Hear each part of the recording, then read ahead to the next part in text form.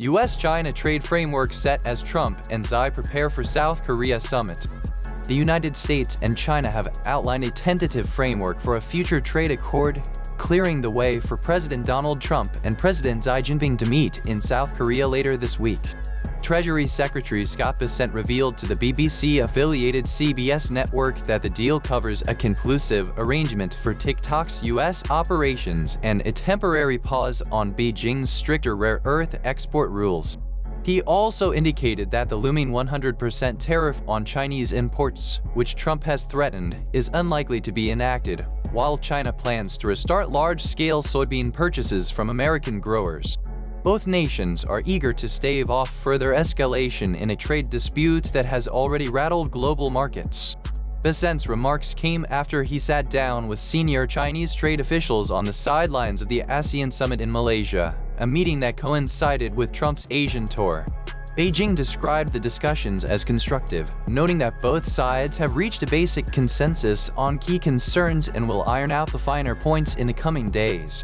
The article reviews Trump's broader tariff strategy since returning to the White House, highlighting his use of steep duties to protect domestic manufacturing and create jobs.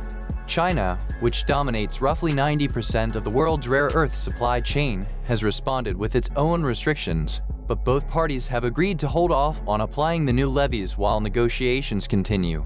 Earlier this month, Trump warned of a fresh 100% tariff on Chinese goods starting in November, citing China's tightening of rare earth exports, a move that could jeopardize everything from smartphones to solar panels. Bessent said Beijing would delay those controls for a year to reassess the policy.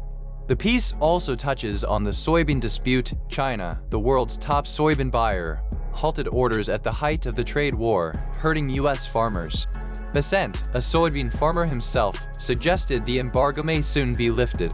On the TikTok front, Bessent confirmed that a deal on the platform's U.S. arm has been reached, leaving Trump and Xi to finalize the transaction.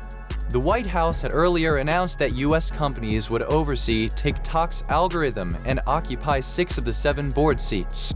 The article wraps up with a summary of additional U.S. trade initiatives across Southeast Asia, including critical mineral agreements with Thailand and Malaysia, and expansive deals with Vietnam involving Boeing aircraft and agricultural products, underscoring a broader strategy to diversify supply chains and strengthen alliances.